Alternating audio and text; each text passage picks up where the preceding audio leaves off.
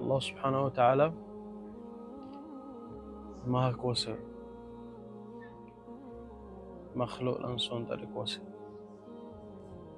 Nabi sallallahu alaihi wasallam doa, ya man la tarahu al-uyun, wahai zat yang tak pernah dilihat oleh mana-mana mata.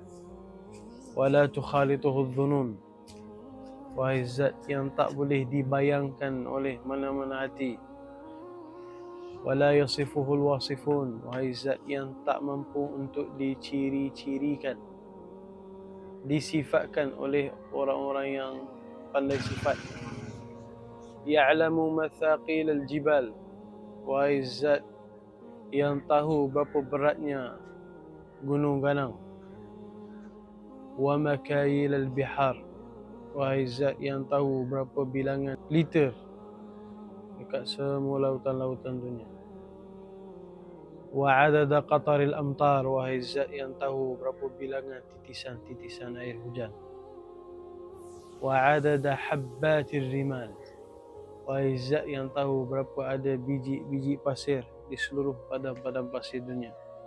Wa adada awraqil asjar, wahai zat yang tahu berapa bilangan daun dekat semua dahan-dahan, dekat semua pokok-pokok dunia. Wa adada ma azlama alaihi al-lailu wa ashraqa alaihi an-nahar, wahai zat yang tahu berapa bilangan makhluk yang terkena kepadanya kepanasan matahari maupun kegelapan malam.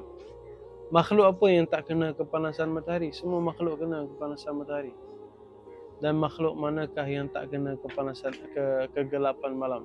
Semua makhluk terkena kegelapan malam. Jadi semua bilangan semua jenis makhluk Allah Subhanahu Wa Taala tahu. Dahsyatnya Allah Subhanahu Wa Taala.